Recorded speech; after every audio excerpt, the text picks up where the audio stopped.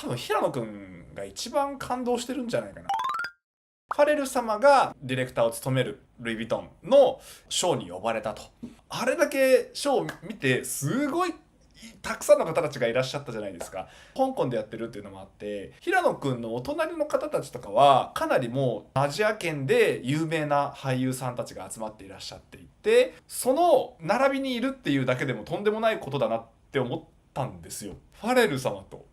平野くんのツーショットよ。でこの平野くんのこの投稿のところをよーく見ていただくと、これがねまたね夢があるよねって思っ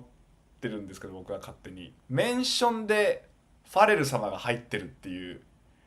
これ熱いですよね。なんか誰をメンションするかとか、そのどういうふうに、例えば、アーティストの方だったりとか、その踊った時に楽曲を使うじゃないですか。他のアーティスト様の楽曲を使った時に、じゃあそのアーティストの方のメンションをするかしないかどうかみたいなところとか、一緒にその踊っているダンサーさんをメンションしてくださるとかどうかとかっていうところのそのバランスってあるよね。アーティストにそのまま直結するものでもあると思うので、見せ方だったりとかそういう投稿の内容というのは非常に大事になってくるよねと。誰でも彼でもとかっていうんじゃなくて、やっぱりそのメンションの仕方もそれこそね、この前のその T シャツ着てとかっていうところもそうですけど、どういうふうにやっぱり相手をメンションするか、自分の投稿の中にお相手の方のそのお名前を出すかっていうことですよ。メンションイコールその人のことを喋るっていうことなので、ファレル様ちなみに皆さん飛ばれました？ 1518 万人のフォロワー数があるという、本当にこの規模なんですよ。世界のスーパースターっ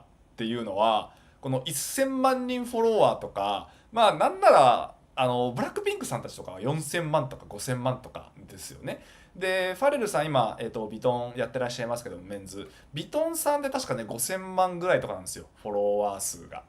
っていう風になってくると、世界ってこの規模なんですよね。だからねすごい、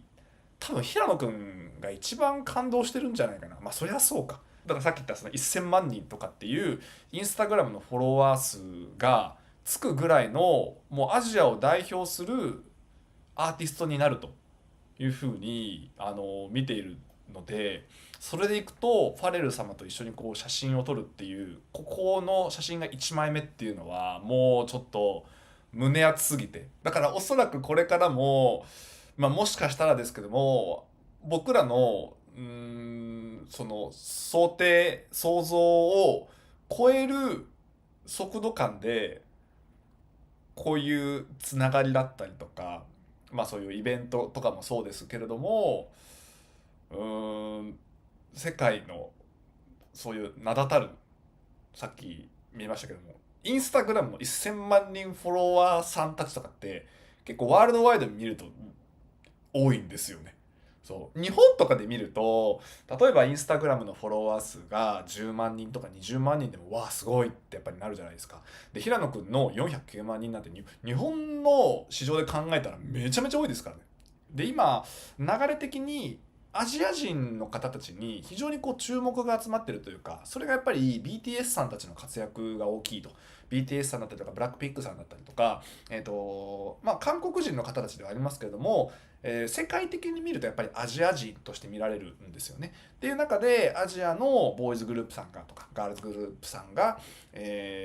音楽、あとはダンス、パフォーマンス、歌を通じて世界中の人々を魅了していくっていう流れができて、少しずつまたその、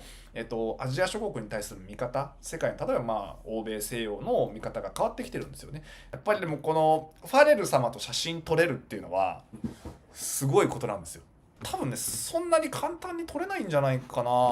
んまり聞かないんだよな。そのショーに行ったらみんなファレル様と写真撮れるかっていうと、なんかねそうあんまりそのイメージないんですよね。みんなたくさん撮ってるかって言われると、行ったよとかっていうのはもちろん見るんですよ。だからねちょっとねびっくりしてるの僕。そうそうそうそう。